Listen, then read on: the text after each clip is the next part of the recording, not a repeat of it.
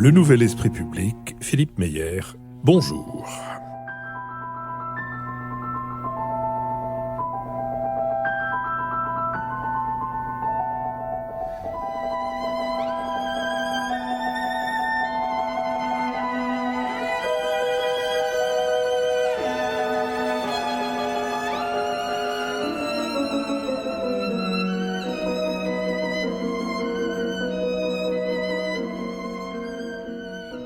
Bonjour, merci de nous avoir rejoints pour cette nouvelle édition du Nouvel Esprit Public, au cours de laquelle nous nous efforcerons d'éclairer certains éléments de l'actualité. Nous le ferons avec Jean-Louis Bourlange, député des Hauts-de-Seine, Béatrice Gibelin, fondatrice de l'Institut français de géopolitique et directrice de la revue Hérodote, Richard Verly, correspondant à Paris du quotidien helvétique Le Temps, et Michaela Wiegel, correspondante à Paris du quotidien germain, Frankfurter Allgemeine Zeitung. Notre prochaine émission en public, c'est dimanche prochain, le 2 février, à l'école alsacienne, et vous pouvez d'ores et déjà vous inscrire sur notre site. Nous sommes partenaires de l'hebdomadaire Le 1, qui a choisi pour titre cette semaine « États-Unis, Iran, pourquoi tant de haine ?» Le 1 éclaire à travers une approche historique et géopolitique les enjeux de cette nouvelle montée de fièvre entre Washington et Téhéran. Dans ce numéro, le géographe Michel Fouché s'interroge sur la clarté ou l'absence de clarté, la cohérence ou l'absence de cohérence de la politique de Trump. Pouya Abassian revient sur les coups tordus qui ont marqué l'histoire récente des rapports entre l'Iran et les États-Unis, et le 1 reproduit une longue extrait de la lettre par laquelle l'anthropologue Fariba Adelka avait protesté contre la détention de la chercheuse française Clotilde Rice.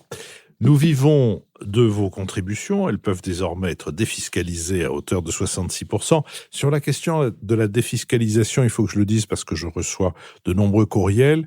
Ça n'est pas nous qui défiscalisons, c'est J'aime l'info, qui est l'association agréée par la seule agréée par le ministère des Finances pour faire des rescrits fiscaux, je crois que c'est comme ça que ça s'appelle, et donc elle a les coordonnées de tous nos donateurs, et quelques semaines avant l'échéance de la déclaration des revenus, chacun reçoit le document nécessaire à la réduction fiscale.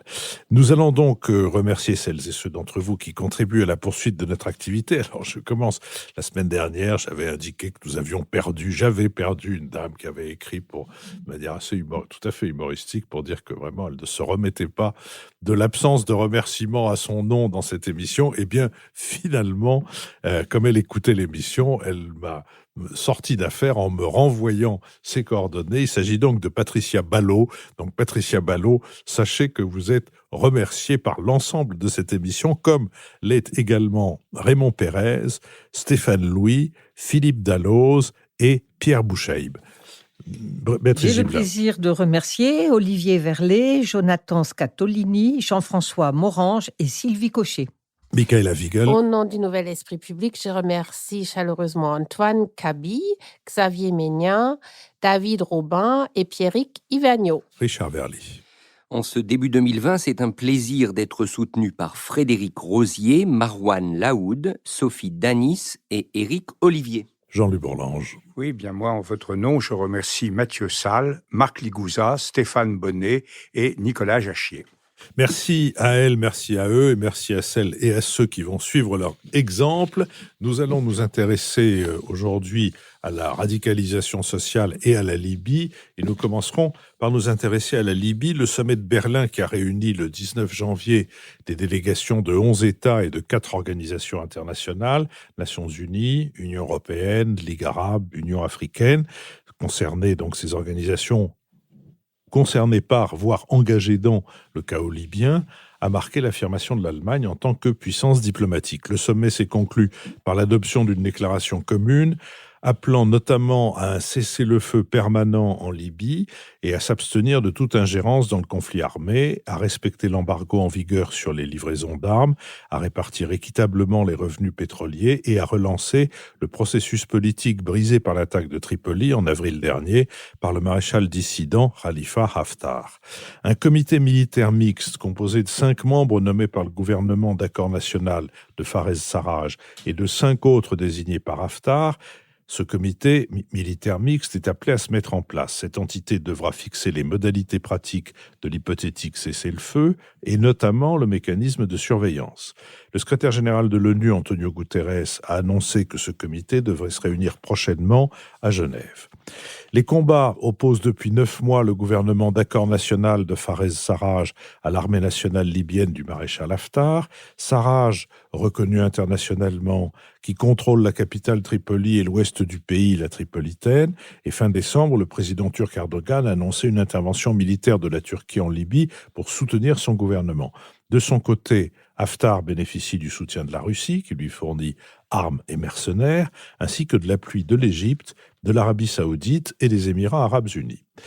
Il règne sur l'est du pays, Benghazi et la Cyrénaïque, et en particulier sur les ports pétroliers.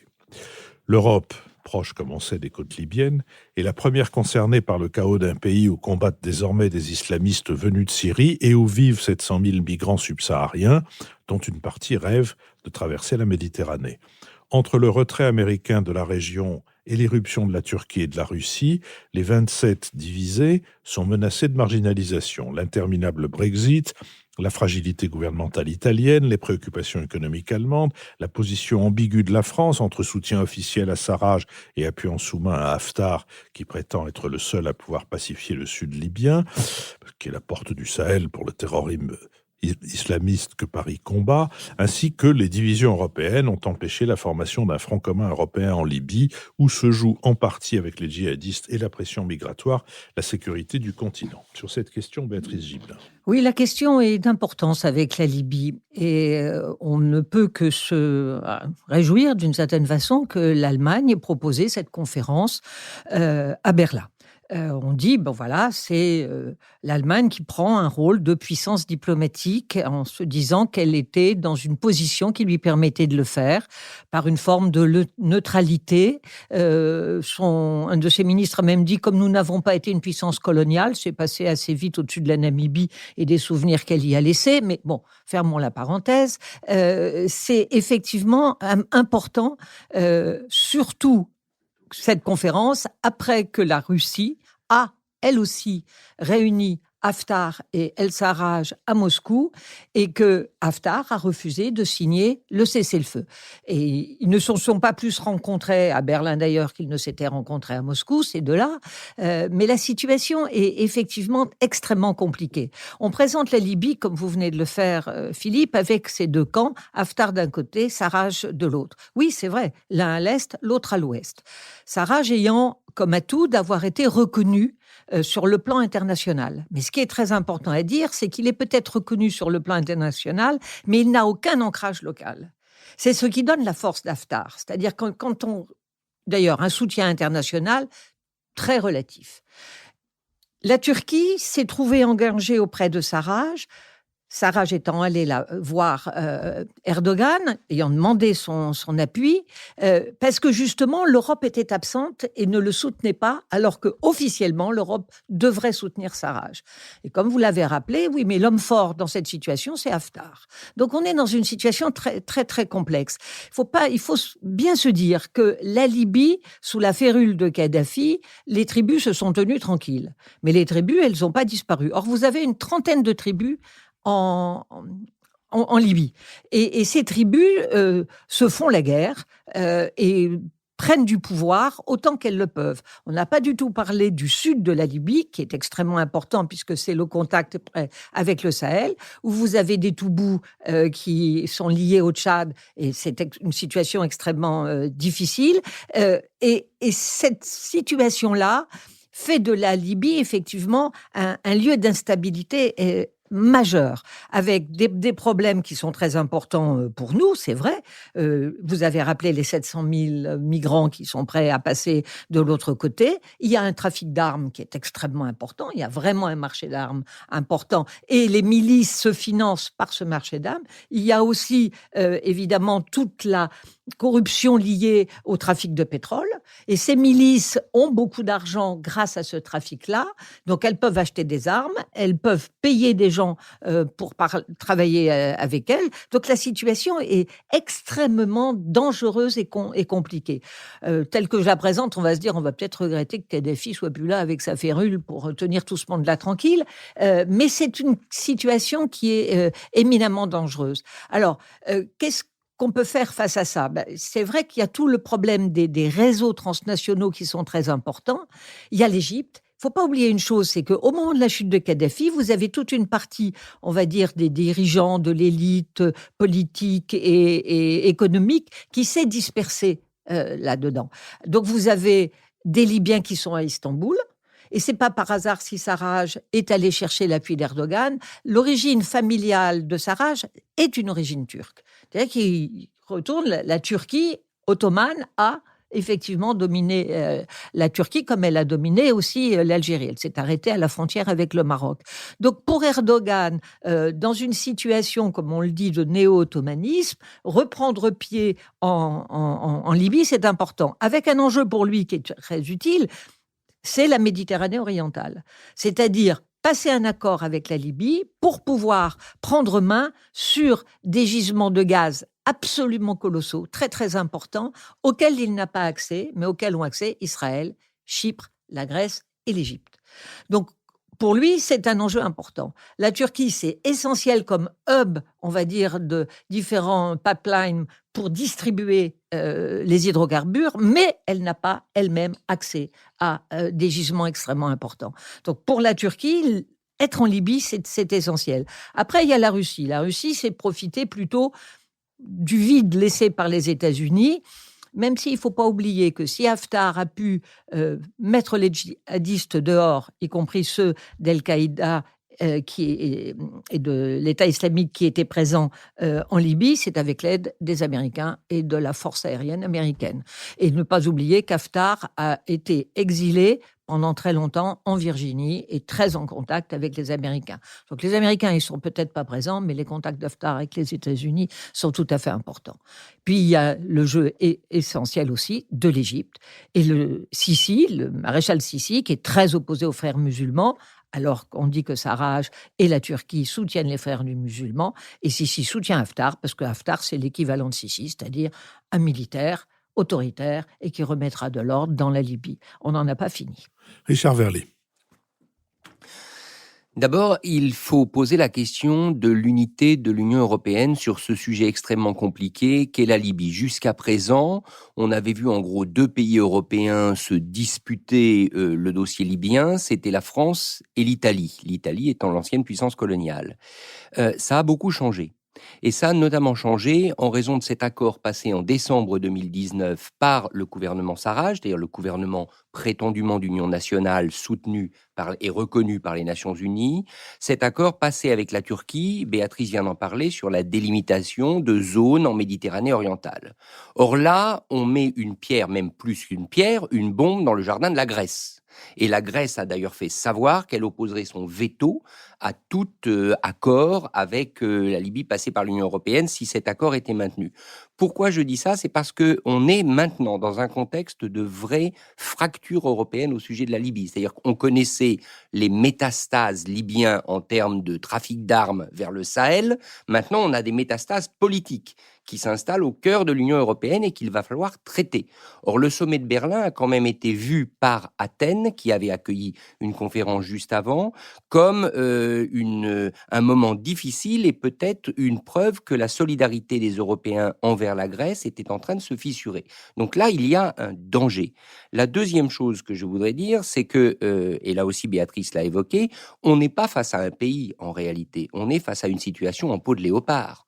Puisque moi j'ai rencontré récemment des hommes d'affaires français qui revenaient de Misrata.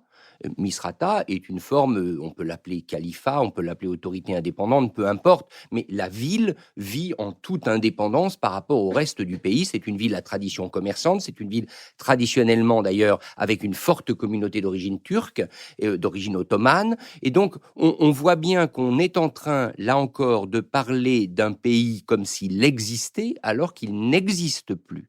Et donc, comment on fait pour gérer ces situations qui, en fait, sont des fictions politiques? Ça, c'est une vraie question et je pense qu'on ne va pas en sortir. Et c'est probablement là où tient l'argument le plus solide d'Haftar, puisque lui, d'une manière forte, propose de rétablir une unité territoriale, des frontières, tout ça avec une conduite militaire stricte à la mode du maréchal Sissi en Égypte. Et enfin, en ce qui concerne la France, Philippe, vous évoquiez le soutien ambigu ou la position ambiguë de la France qui, d'un côté, évidemment, soutient les Nations Unies et les résolutions des Nations Unies, mais de l'autre, semble-t-il, prête une assistance même militaire au maréchal Haftar et à sa force, eh bien, l'explication de la position française, c'est le Sahel. C'est évidemment le Sahel, la France est dans une situation d'impasse, les militaires français le disent, c'est une guerre qui ne sera pas gagnée, c'est même peut-être une guerre qui est en train d'être perdue. On voit bien que l'armée française n'en peut plus de voir ses armes déferler encore aujourd'hui depuis la Libye vers la zone sahélienne. Il faut donc boucler cette zone, il faut boucler le sud de la Libye. Et aujourd'hui, le seul qui paraisse en mesure de le faire, ou en tout cas de le promettre, c'est le maréchal Haftar. Moralité de tout ça, on est quand même face à un bourbier libyen dont on voit mal aujourd'hui la possibilité de sortir, sauf à ce que, in fine, et par des voies qu'on vient d'évoquer, un homme fort prenne le pouvoir et tente de se faire respecter. Michaela Wiegel. Oui, pour compléter le tableau, je crois on mérite de s'arrêter un petit peu sur le réveil de la diplomatie allemande, parce que nous partons quand même d'une situation depuis l'abstention de l'Allemagne au Conseil de sécurité en 2011, d'une très forte division entre la France et l'Allemagne, donc les deux puissances habituellement à la pointe pour justement regarder le voisinage. Et à l'époque, j'avais pas approuvé cette abstention, non pas parce que je trouvais que c'était une idée formidable qu'avait eu le président Sarkozy d'intervenir en Libye, mais parce que justement, ça faisait exploser l'unité diplomatique européenne. Et l'Allemagne en a conclu à l'époque de se retenir de toute implication dans le dossier libyen, voyant quand même que ces prévisions sombres se sont malheureusement presque tous révélés. Et donc, ils ont quand même, et je trouve, vous avez été très élégant de ne pas le mentionner, mais il se trouve que la Libye était l'objet de 2 tentatives diplomatiques du président Macron à la selle sans clou en 2017, en 2018, déclarant de façon très autoritaire qu'il y aura à la fin de l'année des élections en Libye, alors qu'il n'y avait aucun signe que ça pouvait se faire. Ces 2 tentatives auxquelles l'Allemagne a été vaguement associée, mais qui devaient en tous les cas se soumettre au leadership français, et la première où l'Italie a vraiment découvert qu'elle existait quasiment pas pour la diplomatie française. Je pense qu'on doit quand même dire que ça a cassé encore davantage l'unité européenne, ces 2 tentatives qui ont échoué d'ailleurs. Et j'aimerais aussi mentionner le côté boudeur avec lequel le président Macron a accueilli la conférence de Berlin. C'était, à mon avis, pas très digne comme procédé. D'ailleurs, ça s'est reflété dans le peu de couverture dans les médias français de cette conférence. On voit bien que la Libye, comme cas d'exemple où on n'arrive pas, même avec des bonnes volontés, de trouver une unité franco-allemande. Or, s'il n'y a pas d'unité franco-allemande, c'est très clair, il y aura, comme Richard l'a dit, d'autres pays comme maintenant la Grèce, mais l'Italie, c'est pas fini non plus, hein. Ils regardent aussi encore d'un mauvais œil de l'action de la France. Donc, c'est une force divisive. Et je pense qu'il faut aussi noter que Angela Merkel, qui était ce vendredi voir Erdogan, je pense il y a quand même une prise en compte maintenant davantage des intérêts turcs parce que à cause de la France qui n'arrête pas d'afficher soi-disant son soutien pour les Nations Unies, mais que en arrière-coulisses soutient toujours le maréchal Haftar. L'Allemagne se retrouve aussi dans une situation où elle s'est dit si on veut gérer vraiment les puissances qui maintenant ont la mainmise, il faut qu'on renoue avec nos partenaires traditionnels, et pour l'Allemagne, c'est la Turquie. Donc, on est dans une configuration où, je pense, on voit malheureusement, tant que la France et l'Allemagne ne trouvent pas une ligne commune, on s'en sortira pas. Jean-Louis Bourlange. Oui, l'intervention allemande, d'abord, Berlin, ça m'amuse parce que ça rappelle vraiment l'initiative du regretté Bismarck qui avait organisé une conférence à Berlin pour assurer la paix entre les Européens puisqu'il lui-même n'était pas impliqué dans les conflits coloniaux parce qu'il ne s'intéressait pas. On se rappelle que Delbrück, son conseiller, lui avait dit un jour « Mais quelle est votre carte de l'Afrique monsieur le chancelier ?» Et Bismarck avait répondu « Ma carte de l'Afrique, la voici », et il avait montré une carte de l'Europe. Donc, et là, on a exactement la même état d'esprit, c'est-à-dire que les Allemands se disent « On n'est impliqué dans rien du tout dans cette affaire, à la différence des Français, des Italiens, des Grecs, des Turcs, des Russes, des Espagnols. Donc, on va pouvoir essayer de faire quelque chose d'intermédiaire. En réalité, ils sont aussi un peu impliqués, que Michaela vient de le rappeler, parce qu'ils ont une certaine idée des rapports avec la Turquie en particulier. Mais est-ce que c'est une garantie ? Ça n'a pas marché du temps de Bismarck.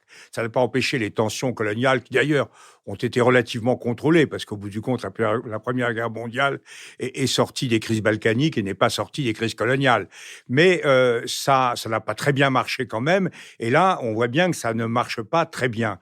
Alors, ça me fait penser, moi, à une phrase, parce que je suis comme vous, je n'ai pas la solution d'aucune façon, etc. Mais en écoutant Richard, notamment, je pensais à la phrase du grand théoricien, historien militaire Lidl-Hart, qui disait... En cas de conflit, qui donnait des conseils aux grandes puissances, en cas de conflit dans une zone particulière où il y a une guerre civile, 3 conseils. Premièrement, n'y allez pas, ne vous en occupez pas. C'est la première chose à faire. Deuxièmement, si malgré tout vous y allez, intervenez résolument pour un camp et contre l'autre. Et troisièmement, choisissez le camp qui va gagner. Et je pense que les conseils de Lidl-Hart sont bien marqués par le cynisme et le pragmatisme britannique à la fois. Mais je pense qu'en l'occurrence, ça n'est pas complètement idiot. Parce que, effectivement, il faut en sortir.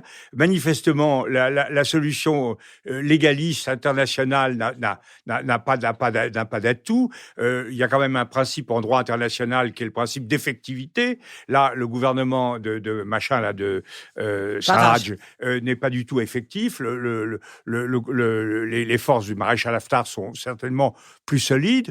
Deuxièmement, on a quand même l'impression, alors là, c'est là qu'il y a peut-être un décalage entre les Français et les Allemands notamment, on a quand même l'impression que nos amis ne sont pas les frères musulmans. Et que ce soit, nous sommes en rapport avec l'Égypte, nous sommes en tension avec Erdogan sur les frères musulmans. Il est peut-être pas absurde de donner le pouvoir à des gens qui sont bien avec les Égyptiens, etc. Donc j'ai l'impression qu'on est vraiment le derrière entre deux chaises dans cette affaire, et que entre le choix légal et le choix d'effectivité, le bon sens et le cynisme de Lidl-Hart, pas le nôtre bien sûr, conduirait à choisir plutôt le camp de l'homme fort, c'est-à-dire du maréchal Haftar. Béatrice Hiblin. Oui, je pense que c'est ce qui est en train de se faire. C'est pour ça que j'ai rappelé combien la Libye n'était pas un État avec, au fond, une nation, loin de là, mais qu'on a effectivement une composition de tribus qui se font la guerre depuis extrêmement longtemps. Bon, donc ça, il ne faut pas l'oublier. Et qu'il y a beaucoup d'argent qui circule en Libye. Pas oublier ça. J'ai parlé simplement des subventions données au pétrole. Je veux dire, tous ces gens sont payés par la Banque centrale qui, elle, s'est un peu dissocié du pouvoir de Sarraj, et il y a énormément d'argent qui circule, il y a un énorme trafic qui circule. Et on a aussi, si vous voulez, des exilés libyens qui sont partis avec pas mal de moyens, qui ont monté des chaînes de télévision et qui jouent un rôle aussi extrêmement important, tant en Libye que sur les exilés libyens qu'il y a ailleurs. Donc l'affaire est vraiment extrêmement compliquée. Il ne faudrait pas penser qu'on peut tirer les ficelles, nous, des extérieurs, et que les Libyens n'y seraient pour rien dans cette affaire-là. Les Libyens sont des acteurs, et des acteurs importants de la situation de guerre civile dans laquelle ils se trouvent. Et je comprends qu'on puisse dire, bon, Macron, il n'a pas bien fait, il n'a pas fait ci, il n'a pas fait ça, il ne joue pas avec l'Allemagne. L'Allemagne a un problème, c'est qu'elle ne veut plus voir les migrants arriver. On a pris un risque en 2015, mais c'est fini, on ne peut plus se permettre de les voir arriver. Pour la France, la question, c'est le Sahel, ce qui a été rappelé. C'est-à-dire, on est en train de s'embourber au Sahel, ça coûte extrêmement cher, on n'est pas vraiment soutenu par personne dans cette affaire, et on ne sait pas vraiment comment s'en sortir. Donc, essayer de calmer le jeu, et on a aussi une situation, on n'a pas dit un mot de ça, mais c'est l'Algérie. C'est-à-dire que l'Algérie, elle est aussi extrêmement concernée par ce qui se passe en Libye. Et que nous, les relations avec l'Algérie, c'est un peu compliqué. Donc, on est là vraiment dans une situation plus que délicate. Si vous voulez, on parle beaucoup plus de la Syrie qu'on ne parle réellement de la Libye. Et moi, je pense que la situation est beaucoup plus importante en Libye qu'elle ne l'est désormais en Syrie. Dernier point, je pense que la question soulevée par Jean-Louis sur les frères musulmans, et Sarraj est proche des frères musulmans, et Erdogan est proche des frères musulmans et du Qatar. Et nous, pays laïque et très inquiet de cette question-là, il est bien évident que c'est le choix d'Haftar qui est fait, même en sous-main. Michaela Wiegel. Oui, je pense qu'il est un peu difficile d'opposer, comme vous venez de le faire, Béatrice, le Sahel, le terrorisme, donc et la lutte contre le terrorisme et les flux migratoires, parce que c'est intimement lié. Et je pense pas que l'Allemagne soit sur ce plan vraiment très très différent. La véritable question, c'est est-ce que, et c'est la question que pose l'Allemagne, que l'Allemagne a déjà posé avant l'intervention militaire franco-britannique en Libye, c'est quelle est la stratégie à long terme de la France? Et déjà à l'époque, il n'y a pas eu de réponse. Et aujourd'hui, l'Allemagne, face à ce constat, sans l'accord Turquie Union européenne, on aurait à nouveau des flux migratoires beaucoup plus importants, et la France n'a rien à proposer en alternative. Et donc, c'est ça qui explique le positionnement allemand. Et c'est vrai, moi, je trouve aussi bien face à la situation au Sahel que face à la situation de Libye, l'objectif stratégique de la France à long terme n'est pas clairement exprimé. Personne ne le sait. Je vous remercie. Je vous propose que nous passions à un sujet de politique intérieure, celui de la radicalisation des mouvements sociaux. Avocats jetant leur robe à terre, enseignants faisant de même avec les manuels scolaires, ballerines du corps de ballet de l'Opéra de Paris dansant un lac des cygnes protestataire sur le parvis du Palais Garnier, retraite au flambeau organisée par les syndicats, l'action contre la réforme des retraites a récemment pris des formes nouvelles. Mais depuis le 17 janvier, la contestation s'est traduite de manière moins souriante. Des militants CGT ont forcé l'accès au siège de la CFDT. Les Bouffes du Nord, où le président de la République assistait à une représentation de La Mouche, ont connu une tentative d'intrusion suivie après son échec d'une manifestation improvisée devant le théâtre.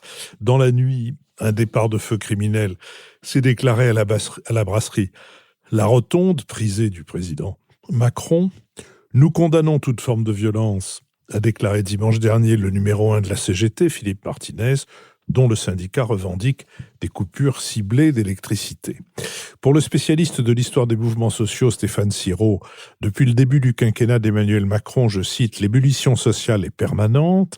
L'historien souligne que, je recite, face à un pouvoir politique qui joue le pourrissement, on voit surgir des formes d'intervention plus spontanées, dynamiques, moins contrôlables, qui donc peuvent déraper, d'autant plus qu'elles ne sont pas encadrées stricto sensu par les syndicats.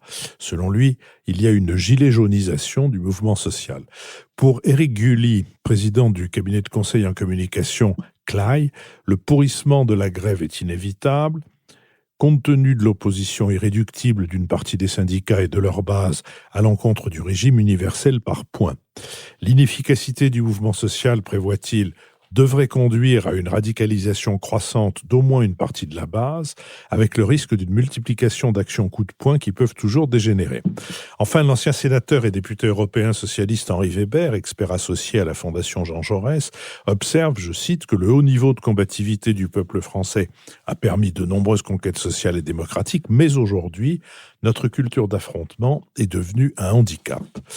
La forme qu'ont pu prendre ces affrontements a pour contexte une mise en question du comportement des forces de l'ordre, à qui il est reproché de ne pas respecter les 3 obligations d'absolue nécessité, d'absolue proportionnalité et de simultanéité, tandis que leurs responsables mettent en avant une augmentation inédite des actes de violence contre police et gendarmerie, le tout dans une société où les chiffres de la délinquance pour 2019 ont nettement augmenté, ainsi que les agressions antisémites. Sur cette question, Richard Verly. D'abord, il y a clairement une fracture syndicale, ça on le savait, entre les réformistes et les durs opposés à la réforme, mais il y a surtout, à mon avis, le fait que la CGT et beaucoup de ses militants ne supportent plus d'être le numéro 2 du paysage syndical français. Au fond, c'est ce qui s'est passé, c'est le grand tournant qui a été pris en 2018-2019 avec les élections interprofessionnelles. Maintenant, le leadership est de facto assuré par la CFDT en termes d'importance du nombre de militants, mais pour un certain nombre de fédérations au sein de la CGT, notamment celles où elle a un pouvoir d'action extrêmement décisif, on pense au transport, on pense à d'autres secteurs comme l'électricité, ce type de services publics, eh bien les militants de la CGT ne supportent pas de devoir perdre. Tout simplement parce qu'ils sont en train de perdre. Emmanuel Macron va faire passer cette réforme, il va la faire voter, et il a choisi, me semble-t-il, de le faire malgré la montée des colères. Parce que sans doute, il estime de toute manière que cette montée des colères ne pourra pas être calmée, qu'elle est quelque part inévitable, et il essaye de prendre de vitesse les manifestants. Donc, première chose, je pense qu'une partie de la base, de toute façon, ne supporte pas, encore une fois, de se voir imposer cette réforme et va poursuivre le combat. Deuxième élément, vous savez, quand les militaires sont en train, sur le papier, de gagner un conflit, mais de le perdre dans la réalité, ils disent toujours, parce qu'il y a toujours une prolifération d'attentats, ils disent toujours, mais vous voyez, s'il y a de plus en plus d'attentats, c'est parce qu'on est en train de gagner. C'est le discours qu'on a entendu en Afghanistan, même au Mali. Autrement dit, les terroristes mènent des actions de plus en plus violentes parce que sur le terrain, on est en train de l'emporter. C'est un peu le discours du gouvernement actuel et ça, je trouve ça très inquiétant. C'est-à-dire que le gouvernement juge que la radicalisation est la preuve de sa victoire. Quand on en arrive là, alors que quand même le mandat d'un gouvernement, c'est d'essayer de gouverner pour l'ensemble des Français, je pense qu'il y a un problème. Il y a, et je le poserai sous forme de question, pas d'affirmation, il y a peut-être au sein du gouvernement une forme de jouissance dans la colère. On est finalement assez content que les radicaux se mobilisent de façon violente parce que c'est supposé prouver qu'on a raison. Et ça, c'est un raisonnement extrêmement grave à mes yeux parce que ça voudrait dire qu'on ne peut réformer que contre le peuple. Or, je pense qu'aujourd'hui, dans une situation d'une France éminemment fragmentée, un certain nombre d'observateurs l'ont montré dans leurs livres, eh bien, oublier qu'il faut construire des ponts entre les îles de cet archipel français et croire qu'on peut travailler pour quelques îles, en gros pour les premiers de cordée, je ferai référence à une phrase connue, ça me semble extrêmement risqué. Or, c'est aujourd'hui la tentation d'Emmanuel Macron, en sachant, et je voudrais quand même nuancer, qu'à mes yeux, cette réforme des retraites, elle amène des changements profonds, qu'elle est peut-être justifiée si on a un horizon un peu lointain, mais clairement, on est à un moment où finalement le risque, c'est qu'Emmanuel Macron donne l'impression de ne réformer que pour quelques-uns, et c'est ce qu'on lui reproche depuis le début. Michaëla Wiegel. Oui, je crois là, on est face à une exception française pour cette fois-ci, vraiment une vraie exception française. Je suis retombée sur un papier qu'avait fait Olivier Blanchard il y a quelques années déjà, le fameux ancien économiste en chef du FMI. Et il a expliqué cette exception et je trouvais pour moi, c'était l'explication la plus pertinente par cet unique mélange de colbertisme et marxisme. dans la culture française. Et je trouvais il y avait beaucoup de vrai, c'est-à-dire le colbertisme, un État très fort, un État qui intervient en tous les cas de façon ressentie dans toutes les pans de la vie d'un individu, et en même temps des restes de philosophie marxiste qui sont très ancrés dans la pensée et qui reviennent avec tout ce qui est autour de ce président des riches. Il faut quand même le faire, une réforme qui est partie d'une intention de plus de justice sociale, qui est d'ailleurs, quand on regarde, porteur de plus de justice sociale et qui est perçu, et c'est ce qu'exprime la frange radicalisée, qui est perçu comme l'incarnation même d'une politique d'un président des riches. Et je trouve très inquiétant cette marche au torchon que vous avez mentionné, où on entend des chants, on a décapité le roi, on pourra le refaire. Ça résonne d'ailleurs de ce qu'on entendait déjà pendant le mouvement des Gilets jaunes. Michaël, c'est une marche aux torches ou au flambeau, mais pas au torchon. Je dis pardon. Ça parce que ça risque d'entraîner... Oui, pardon. Je sais bien que le torchon brûle quelquefois, mais enfin... Une marche au torchon. Merci de me reprendre, mais c'est vrai, je m'excuse. Dans quelques pays, il y a eu des marches des casseroles, oui. donc après tous les torchons. Je crois que c'est très utile. Et en tous les cas... Le torchon brûle de toute manière. Voilà, exactement. Ça me ramène à mon état de celle qui doit toujours essayer la vaisselle. Cassé, bien sûr. 3K. Voilà. Alors, en tous les cas, j'ai malheureusement l'impression ces actions très isolées qui sont l'œuvre d'une minorité, malheureusement renforcent le cliché toujours présent en Allemagne sur la France comme un pays d'irréductibles gallois qui font décidément pas comme les autres. Gaulois. Oui, non, mais ce matin, j'arrête de parler. Les Gallois sont éminemment réductibles. Les Gallois sont dans la plaine. Béatrice Gibler. Moi, je vais rebondir sur ce qu'a dit Richard. C'est effectivement cette fracture qu'il y a dans le syndicalisme français entre la CFDT réformatiste et puis Sud, Solidaire et la CGT qui se veulent toujours, on va dire, révolutionnaires. Et il y a une évolution importante, c'est que d'une certaine façon, le PC a perdu la main sur la CGT et qu'on a au contraire une présence des trotskistes importants, NPA, la Ligue, qui sont des jusqu'au-boutistes et qui veulent effectivement la mort du système tel qu'il est. C'est-à-dire que oui, on bloque les ports, on va perdre beaucoup d'argent, on va les mettre à genoux, ils vont pas tenir, et on voit très bien, parce que pour les bateaux, c'est fermé au Havre, on fait une nuit de bateau de plus, on est à Rotterdam, et puis on déchargera à Rotterdam ou à Anvers, et tout ira très bien.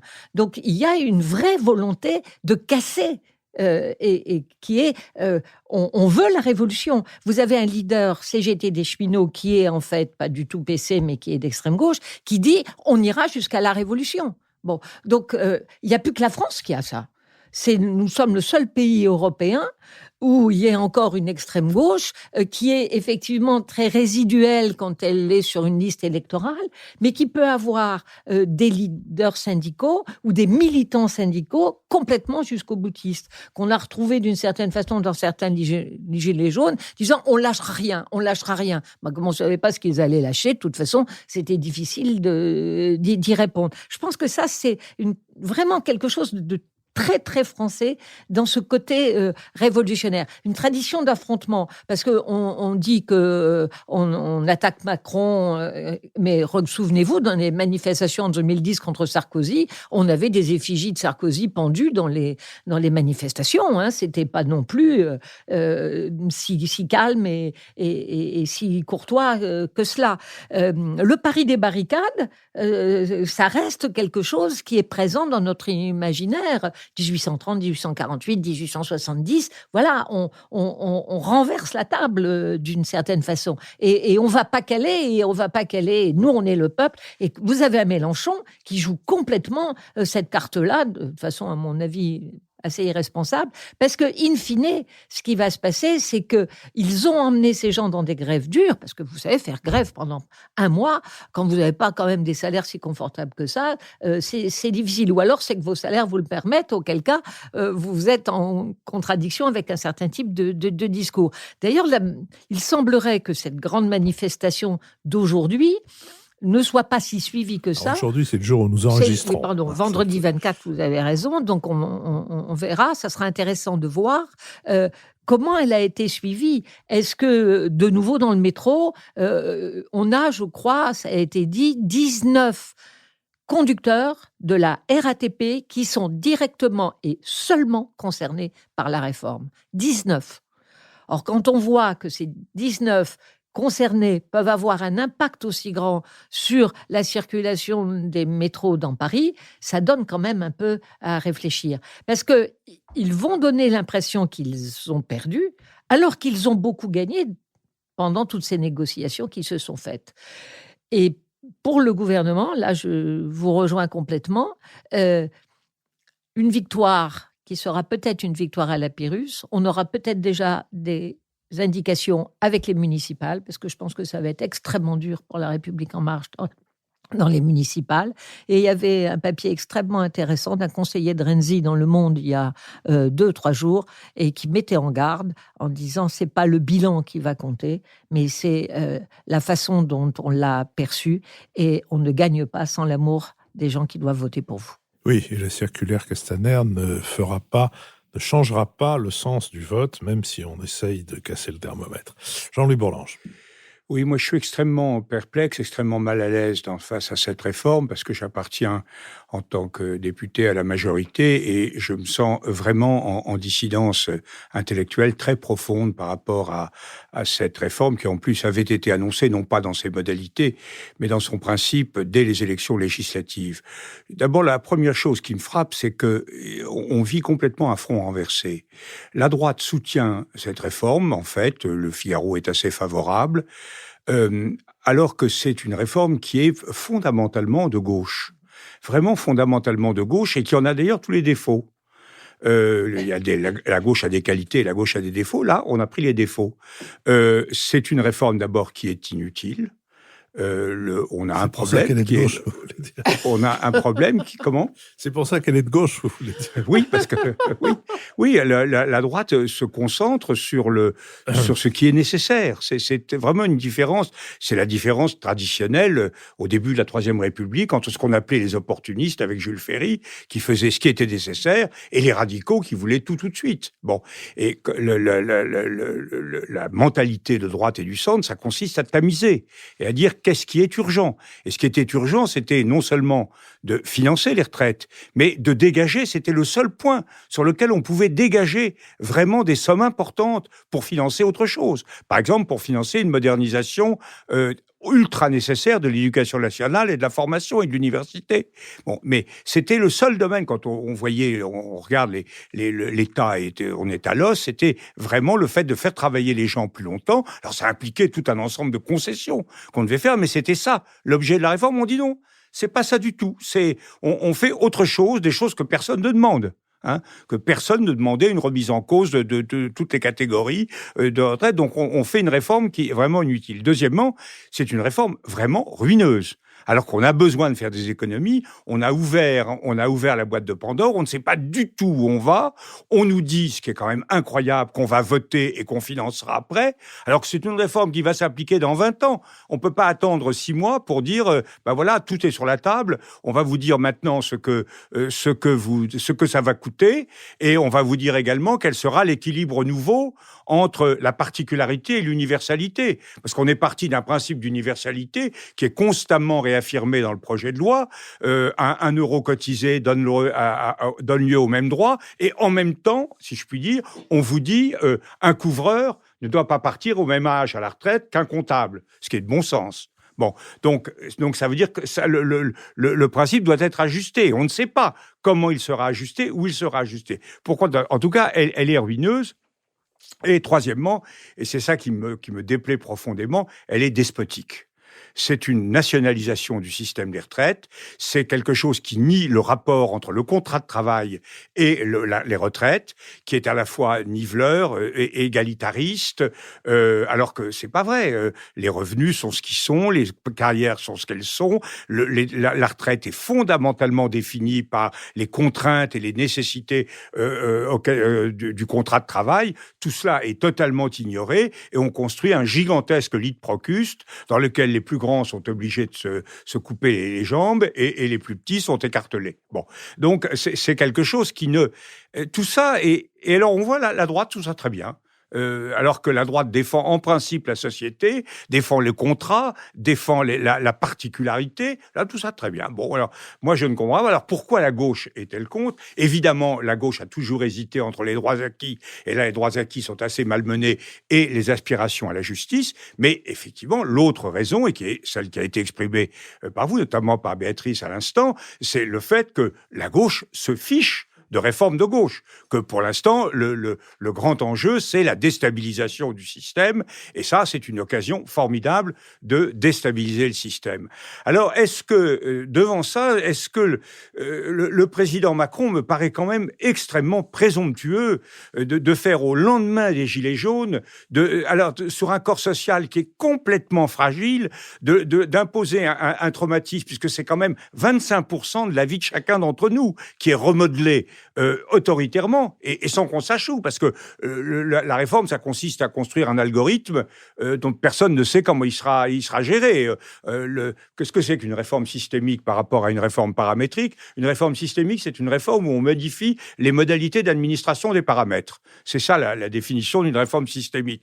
Et en réalité, au lieu d'avoir un âge où on sait quand on part, des cotisations dont on sait ce qu'elles sont, une pension de retraite dont on sait la proportion du revenu initial qu'elle représente, on a une immense inconnue. Bon, tout ça est évidemment extrêmement anxiogène et je crains.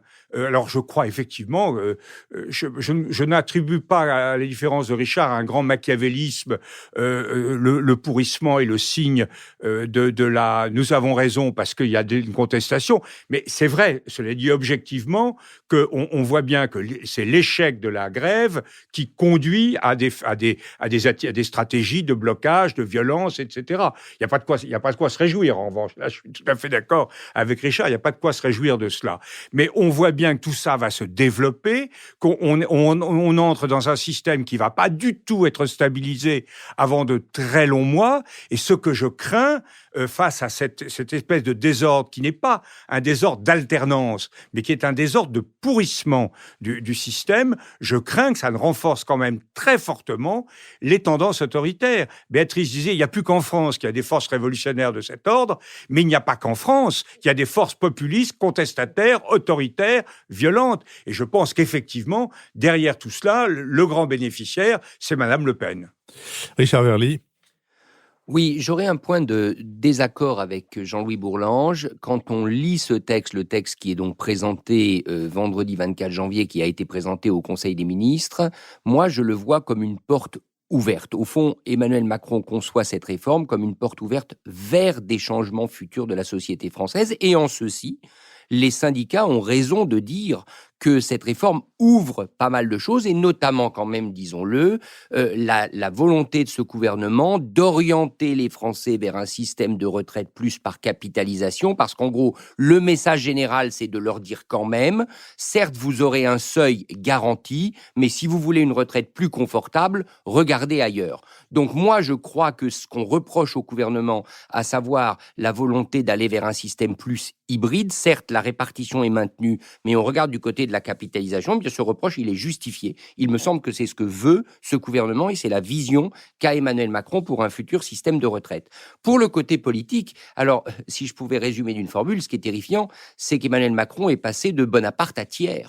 C'est-à-dire qu'il est arrivé au pouvoir comme Bonaparte et il est en train, pour beaucoup de gens, de devenir Adolphe Thiers, c'est-à-dire quelqu'un qui va camper le terrain de l'ordre et pour qui réforme rime avec autoritarisme. Et ça explique largement la bouffée de colère et de haine qu'il concerne, et cette haine, elle devient quand même très préoccupante. Façon Gallifet, quand même. Il n'y a pas le général de Gallifet. C'est juste. Le général de Villiers attend son tour. Michaela Wiegel. Oui, sur le fond de la réforme, moi, je suis très partagée parce que, figurez-vous, en Allemagne, on a un système universel. On n'a qu'une seule caisse étatique de la retraite et ça marche très bien. Ça donne une visibilité, une mobilité. On peut changer de profession, on peut changer de branche sans que ça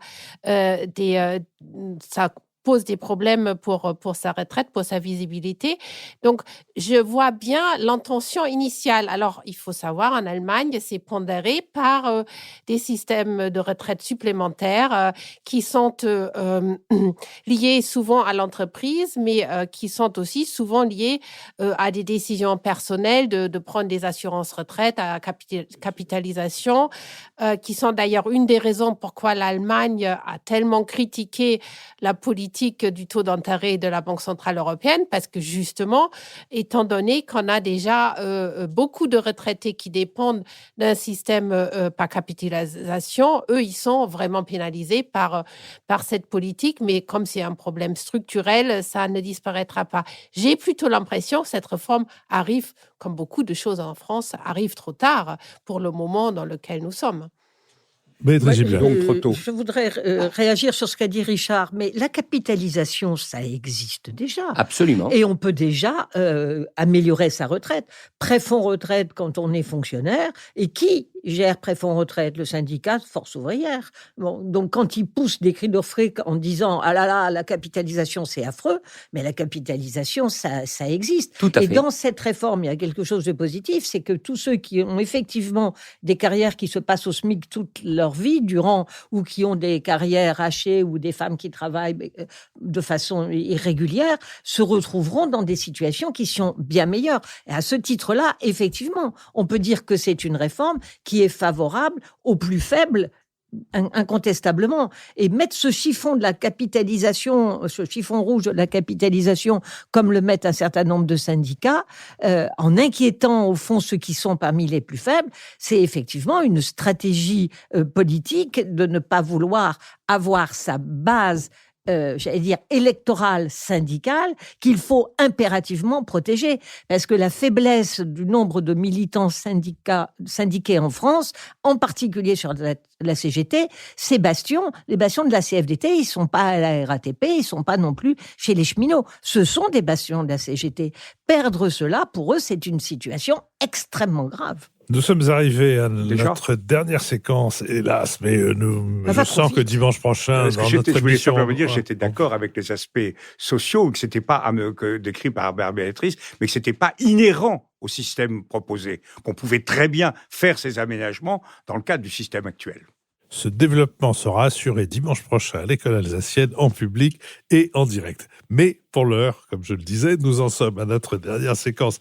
La séquence des brèves, je l'ouvrirai en recommandant très chaudement d'aller au Théâtre des Bouffes du Nord pour les personnes qui sont à Paris ou qui, comme dit l'autre, viendraient à s'y trouver, pour le spectacle de Christian Eck et Valérie Le Sort, La Mouche. Ils avaient ensemble déjà fait au Vieux Colombier un 20 milieux sous les mers qui était absolument féerique et que enfants, adultes, retraités, pré-retraités, post-retraités dans lequel tout cela avait trouvé leur compte. C'est exactement la même chose là, avec une excellente maîtrise de tout ce que la technique peut apporter à un spectacle fantastique, avec tout ce que Valérie Le Sort et Christian Eck peuvent apporter d'humour, et en même temps avec une science du jeu que tous les comédiens, les 4 comédiens de ce spectacle partagent. J'ajoute qu'en plus, j'y ai découvert à cette occasion un confrère visionnaire, c'est celui qui s'est trouvé en garde à vue pour avoir dit qu'il y avait le président de la République. J'étais moi-même dans la salle ce jour-là. Cette garde à vue est une totale stupidité, en plus d'être un manquement aux règles tout à fait déplorable. D'ailleurs, la garde à vue est tellement stupide que le confrère en question en est sorti avec en tout et pour tout la situation de témoin assisté. C'est-à-dire que vraiment, on n'a absolument rien trouvé. Mais en quoi est-il visionnaire ? Il est visionnaire en ce que, dans une déclaration ultérieure, il a dit qu'il avait s'était vu confisquer son téléphone et qu'on ne lui avait pas rendu à l'issue de la garde à vue. Et pourquoi, disait-il, a-t-on confisqué mon téléphone ? Parce qu'il y avait à l'intérieur une vidéo. Et qu'y a-t-il dans cette vidéo, disait-il ? Eh bien, il y avait les images du président de la République et de la première dame de France s'enfuyant, prenant leurs jambes à leur cou pour s'enfuir. Alors, c'est là où il est visionnaire, parce que qu'est-ce que c'est qu'un visionnaire ? C'est quelqu'un qui a des visions. Et moi qui étais dans ce théâtre et qui avait parfaitement dans mon champ de vision le président de la République, la première dame et les agents de sécurité, je les ai vus ne pas quitter le théâtre, je les ai vus au salut revenir, et je sais par ailleurs, pour avoir demandé au directeur du théâtre, qu'ils sont ensuite restés à discuter avec Valérie Lessort et Christian Eck, même s'il y avait dehors une manifestation importante. Par ailleurs, et ça fait partie de l'ensauvagement dont je parlais tout à l'heure, que des gens attendent le président de la République à la sortie d'un théâtre pour lui dire qu'il ne l'aime pas, il n'y a rien à dire, mais que des gens rentrent, comme ils ont essayé de le faire dans un théâtre, pour empêcher un spectacle qui, de fait, a été interrompu pendant un court moment, ça, c'est vraiment montrer à l'égard du travail, et notamment du travail des comédiens, et plus particulièrement de cela, un mépris dont on perd du coup le droit de s'offusquer quand on prétend qu'on le ressent soi-même. Béatrice Gibelin. Moi, j'aurais une brève qui sera brève, à différence de celle de Philippe. Je voudrais attirer l'attention. Va, je m'en vais. Je donne la solution. Totalement. Je voudrais attirer l'attention sur ce rapport qui a été sur l'immigration, qui a été donné au président de la République, dont Le Monde a fait un compte-rendu, qui est un rapport pour davantage de régularisation des étrangers. Et je pense qu'il est plus que temps, véritablement, que la France ait un comportement vis-à-vis des étrangers qu'on ne peut pas expulser parce que leurs enfants sont scolarisés en France, parce qu'ils sont salariés et qui sont dans des situations absolument invraisemblables, logés dans des hôtels parfois pendant 2 ans d'affilée, 3 ans d'affilée, ce qui a un coût qui se chiffre en plusieurs milliards d'euros. Il est vraiment plus que temps qu'on regarde les choses, c'est-à-dire sereinement. Que serait la France sans ces immigrés, y compris illégaux, si on les renvoyait tous, ce qui serait absolument dans une situation extrêmement difficile. Je crois qu'il faut donner de la publicité à ce rapport. Il faut amener l'ensemble, autant de Français possible, à regarder sereinement cette question de l'immigration. On est depuis maintenant 30 ans à essayer de serrer chaque fois par les différentes lois une immigration dont on a besoin. Il ne s'agit pas d'être laxiste, il ne s'agit pas d'ouvrir les portes, mais il s'agit simplement d'avoir une attitude avec un minimum de dignité, ce que nous n'avons plus pour le moment. Je vais allonger la brève de Béatrice, parce que j'ai passé du temps avec un ami qui est très engagé dans ces questions de réfugiés, et notamment de demande d'asile, qui m'a dit 2 choses. Il m'a dit, écoute, la première, c'est que vraiment la politique de l'OFPRA est incompréhensible et d'une totale illisibilité, de même d'ailleurs que sont illisibles les décisions des préfets qui ont le pouvoir de dire que vous relevez de Dublin, que vous ne relevez pas de Dublin. Et enfin, qui m'a dit, écoute, il y a quand même une chose, c'est que chaque fois qu'un de ces nouveaux demandeurs d'asile arrive dans mon bureau et qu'il me raconte sa vie, je le regarde et je dis, mais il faut lui donner la nationalité française tout de suite. Quelqu'un qui a traversé et surmonté ces épreuves, mais il faut absolument qu'il fasse partie de la communauté nationale. Michaela Wiegel. Oui, moi je retourne aux barricades. À la guerre, à l'occasion du 150e de la guerre de 70, je crois on dit en français, un petit livre qui va bientôt être publié par Fayard, des 2 historiens français et allemands, Hélène Miard Delacroix et Andreas Wirsching, dont le titre allemand n'est pas superbe, d'ennemis héréditaires aux bons voisins, mais il sera différent dans la version française. C'est un livre... De voisins héréditaires à bon ennemi, vous voulez dire. C'est un livre héréditaire, c'est les Anglais, il ne faut pas exagérer.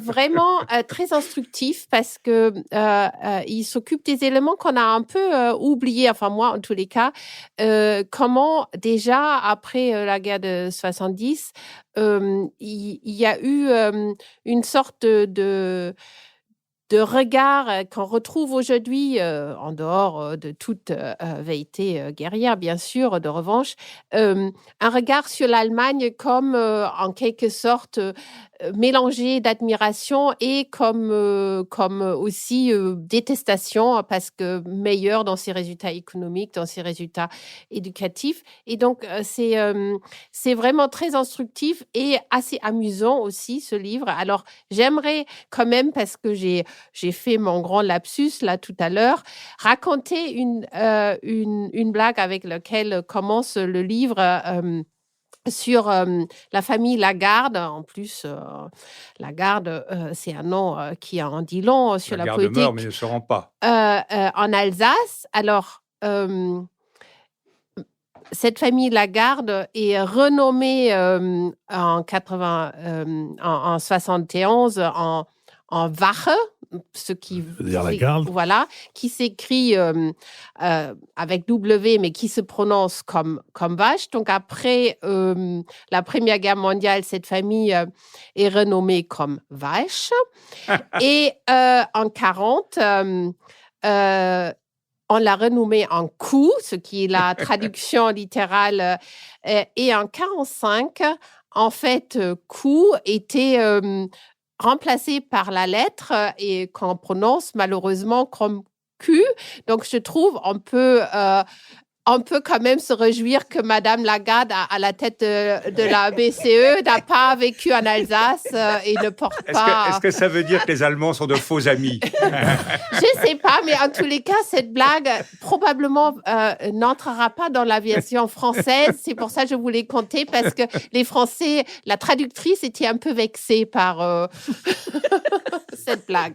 Richard Verly? Eh bien, je m'en suis tenu aux deux thèmes de l'émission pour les deux suggestions. La première, c'est une suggestion de lecture. Le livre de Pascal Perrineau, Le Grand Écart, chronique d'une démocratie fragmentée, qui est un peu le pendant politique de l'archipel français dont nous avons beaucoup parlé. C'est édité chez Plon. Et je trouve que c'est tout à fait intéressant parce que derrière, il y a quand même un plaidoyer pour plus de démocratie directe. Et je citerai cette phrase qui est en introduction du livre de Perrineau. La disruption politique intervenue en 2017 a beaucoup contribué à délégitimer la représentation politique ancienne, sans parvenir à la renouveler. Cet échec a ouvert la voie à l'expression radicale de la contestation. Et sur le deuxième thème, la Libye, ce n'est pas directement sur ce pays, mais dans les parages. On a parlé de l'Arabie Saoudite. Eh bien, je recommanderai le documentaire qui a été récemment diffusé, aujourd'hui disponible sur Internet, d'Antoine Wittkin, MBS Le Prince. C'est consacré donc à Mohamed Ben Salman, le prince héritier d'Arabie Saoudite. C'est passionnant et ça montre combien ce personnage est, sinon trouble, du moins dangereux, en tout cas difficile à manier pour les Occidentaux. Jean-Louis Bourlange. Oui, moi je reviens en enfance ou à l'adolescence parce que je voudrais recommander deux bouquins qui me sont directement inspirés par des camarades de classe. L'un, Giraudoux, l'humanisme républicain à l'épreuve, par mon camarade d'Hippocagne André Job, et paru chez Michalon, bien commun.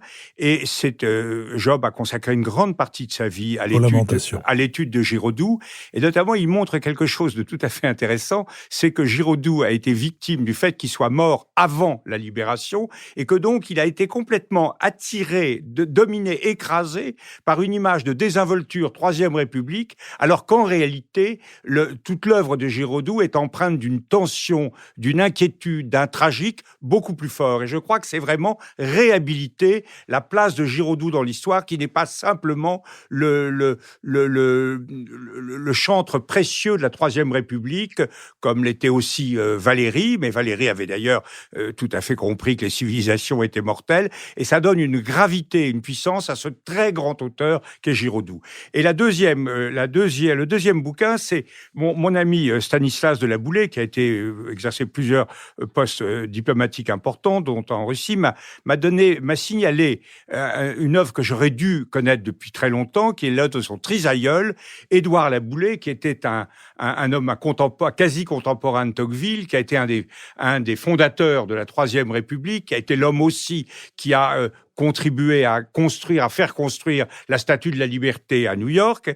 Et son livre qui est paru, qui a été réédité il y a quelques années, Le Parti libéral, son programme et son avenir, c'est l'un des deux essais, et c'est l'autre qui m'a le plus attiré, La liberté d'enseignement et les projets de loi de M. Jules Ferry, où il montre en fait que le monopole de la collation des grades par Jules Ferry, la nationalisation en fait de l'université est effectivement une erreur profonde, et je crois que de ce point de vue, il a raison. Si l'université est si malade en France encore aujourd'hui, c'est pour ce mauvais choix, le seul, je crois, vraiment mauvais choix qu'ait fait Jules Ferry. Donc lisez ces grands auteurs du 19e siècle, ils sont totalement oubliés et ils nous apprennent énormément de choses et ils écrivent magnifiquement. Jean-Louis, vous rappeliez tout à l'heure la manière dont la Troisième République s'est en grande partie construite autour de l'opposition entre les opportunistes et les radicaux. Sur le radicalisme, il y a énormément de littérature. Sur l'opportunisme, mouvement que je crois nécessaire à notre santé et qu'il faudrait réhabiliter. C'est ce que nous avons en commun avec Mona Ozouf. Exactement. Oui. Je pense que ça manque, en tout cas, si des auditeurs ont des connaissances d'ouvrages sur l'opportunisme, qu'ils aient la bonté de bien vouloir les partager avec nous. Oui, il faut lire Waldeck-Rousseau. Waldeck-Rousseau, c'est un grand homme beaucoup trop ignoré. Alors, je remercie maintenant Nicolas Tourneau, grâce à qui notre site est vivant, Benoît Carré, grâce à qui le compendium de nos conversations est publié chaque semaine. Je remercie Sophie Jacquin, avec qui cette émission est préparée, Thibaut Delage, qui en a assuré l'enregistrement, Julien Neuville et Nouvelles Écoutes, qui sont nos producteurs. Je vous rappelle que la semaine prochaine, nous sommes en direct du théâtre Pierre Lamy de l'École alsacienne et que vous pouvez vous inscrire d'ores et déjà sur notre site. Et puis, je vous rappelle accessoirement que si vous voulez nous soutenir, il suffit de cliquer sur l'onglet « Soutenez-nous » de notre site et que si vous nous assurez une contribution de 30 € par mois, il ne vous en coûtera que 10. Merci et à la semaine prochaine.